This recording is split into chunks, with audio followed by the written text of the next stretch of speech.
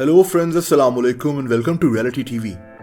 दोस्तों, अल्लाह ताला की तख्लीक करदा इस कायनात में इतने राज छुपे हैं कि इंसानी अकल दंग रह जाती है। ऐसा ही एक टॉपिक टाइम ट्रेवलिंग का है।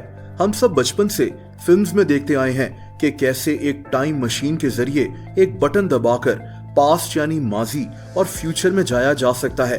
दोस्तों, ये सिर्फ फिल्मी कहानियों तक महदूद नहीं है, बल्कि दुनिया में कई ऐसे मशहूर साइंटिस्ट हैं जो दावा करते हैं कि वो टाइम मशीन बना सकते हैं। लेकिन यहाँ असल सवाल ये है कि क्या टाइम मशीन वाकई में बनाई जा सकती है? क्या इंसान माजी में जाकर मरे हुए लोगों से मिल सकता है, या क्या इंसान फ्यूचर में ट्रैवल कर सकता है? इस वीडियो में इसी टॉपिक पर बात करेंगे।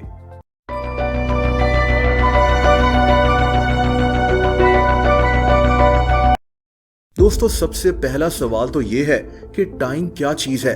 आप सोच रहे होंगे कि ये कैसा सवाल है, लेकिन ये सवाल बहुत अहम है। वक्त, टाइम। दोस्तों, एल्बर्ट आइंस्टाइन टाइम को एक इल्यूजन कहता था, यानी नजरों का धोखा, और इसकी एक वजह है।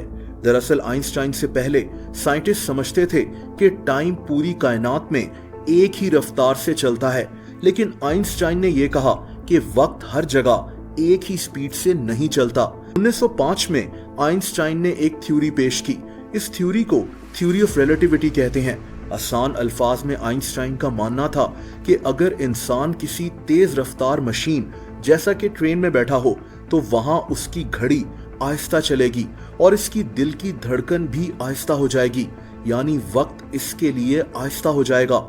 इसका मतलब है कि एक जमीन पर खड़े इंसान और एक ट्रेन में बैठे इंसान के लिए वक्त मुख्तलिफ रफ्तार से चलेगा।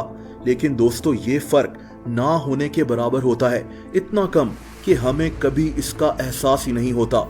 इसकी एक मिसाल 1971 में होने वाला एक एक्सपेरिमेंट है। इसको हैफीली-कीटिंग एक्सपेरिमेंट कहते हैं। इस तजुर्बे में एटॉमिक घड़ियों को लिया गया। कुछ घड़ियां जहाज में रख दी गईं और कुछ जमीन पर। अब नोट ये किया गया कि तेज रफ्तार जहाज में घड़ियों का टाइम जमीन पर मौजूद घड़ियों से पीछे था, यानी जहाज में घड़ियां आहिस्ता चल रही थीं। लेकिन ये फर्क नैनो सेकंड के भी 100वें हिस्से का था, यानी ना होने के बराबर। इसीलिए इसका हमें कभी भी एहसास नहीं होता। इसकी एक और इंटरेस्टिंग मिसाल ये औरत है। इसका नाम पैगी विस्टन है। ये इंटरनेशनल स्पेस स्टेशन की कमांडर थी। इसने स्पेस में 2 साल गुजारे हैं। ये औरत 7.66 किलोमीटर पर सेकंड की रफ्तार से ट्रेवल करती थी, यानी बहुत ज्यादा तेज, जिसका मतलब है कि इसके लिए वक्त आहिस्ता हो गया था। यानी ये स्पेस में रहकर 0.02 सेकंड्स ज्यादा जवान थी बनिस्बत अगर ये जमीन पर होती। यानी एक तरह से ये औरत टाइम ट्रेवल कर रही थी। दोस्तों, एक और इंटरेस्टिंग बात यह भी है कि जब हम टेलीस्कोप से मुख्तलिफ सैयारों को देखते हैं, जैसे वीनस, मार्स वगैरह, तो हम इन सैयारों का पास्ट यानी माजी देख रहे होते हैं।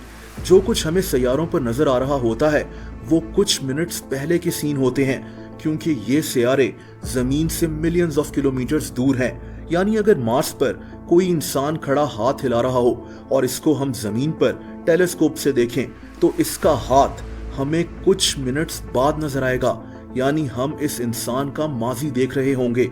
ये भी एक तरह का टाइम ट्रेवल ही हो गया। लेकिन ये सब वो वाला टाइम ट्रेवल नहीं है जो फिल्म्स में दिखाया जाता है। क्या हम पास्ट में जाकर टाइटैनिक के कैप्टन को बता सकते हैं कि टाइटैनिक किसी आइसबर्ग से टकराने वाला है, टाइटैनिक को बचा लो? या फिर हम फ्यूचर में जा सकते हैं? इसके मुतालिक बात करने से पहले मिलिए इस मशहूर साइंटिस्ट से। इसका नाम रॉन मैलेट है। दोस्तों, ये आदमी दावा करता है कि ये एक ऐसी ही टाइम मशीन बनाने वाला है। रॉन जब 10 साल का था तो इसके वालिद की हार्ट अटैक से मौत हो गई थी। रॉन बहुत ज्यादा अफसरदा था और फिर इसने अपनी सारी जिंदगी टाइम मशीन पर रिसर्च करने में लगा दी। ये दावा करता है कि ये टाइम मशीन बना लेगा और पास्ट में जाकर अपने वालिद की सिगरेट छुड़वाएगा, जिससे इसके वालिद की जान बच जाएगी। लेकिन दोस्तों, क्या ये मुमकिन है? इसका जवाब है नहीं। जाहिर सी बात है कि अल्लाह ताला चाहे तो ये हो सकता है, लेकिन हम यहाँ बात उस टाइम मशीन की कर रहे हैं जो मूवीज वगैरह में दिखाई जाती हैं और जो ये साइंटिस्ट बनाना चाहता है। रॉन का वालिद अब मर चुका है और टाइटैनिक अब डूब चुका है। हम वापस उस दौर में जा ही नहीं सकते जो फिजिकली अब मौजूद ही नहीं है। आप सोचें कि कोई इंसान टाइम मशीन में बैठकर अपने ही बचपन वाले दौर में चला जाए और खुद के ही बचपन वाले बच्चे को मार दे। अब जब ये आदमी बचपन में ही मर गया तो वो खुद कौन हुआ? वो तो बचपन में ही मर चुका है, यानी इसकी कोई लॉजिक ही नहीं बनती। अब इसके जवाब में कुछ साइंटिस्ट कहते हैं कि हो सकता है कि हमारा पास्ट, हमारा फ्यूचर, सब कुछ कहीं ना कहीं इसी कायनात में किसी पैरेलल यूनिवर्स में अभी भी मौजूद हो। जैसा कि करोड़ों साल पहले रहने वाले डायनासोर्स आज भी कायनात में कहीं ना कहीं रह रहे होंगे, लेकिन इसकी भी कोई लॉजिक नहीं है। इसका मतलब तो ये हुआ कि हमारी जिंदगी का हर एक सेकंड कायनात में कहीं ना कहीं मौजूद है, यानी कायनात में खरबों अलग अलग जिंदगियां मौजूद हैं, जो जाहिर सी बात है कि ऐसा नहीं है। दोस्तों, ऐसे ही हम किसी टाइम मशीन में बैठकर फ्यूचर में नहीं जा सकते। जैसा कि फिल्म्स में दिखाते हैं कि इंसान अपने ही बुढ़ापे से मिल रहा होता है। एक इंसान जिसकी शादी ही नहीं हुई, वो फ्यूचर में जाकर अपने ही बच्चों से कैसे मिल सकता है जो अभी पैदा ही नहीं हुए? लेकिन अजीब बात तो यह है कि रॉन मैलेट जैसे मशहूर फिजिसिस्ट इस बात को मानते हैं और बकायदा टाइम मशीन बनाने की कोशिश कर रहे हैं। दोस्तों, हाँ, साइंटिफिकली हम टाइम ट्रेवल कर सकते हैं, जैसा कि मैंने आपको शुरू में बताया, लेकिन उस तरह का नहीं जिस तरह से फिल्म्स में दिखाया जाता है।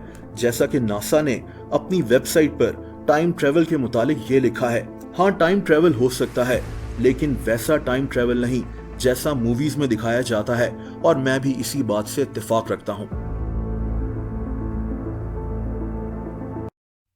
दोस्तों, अगर आप मुझे इंस्टाग्राम पर भी फॉलो करना चाहें तो उसका लिंक नीचे मौजूद है।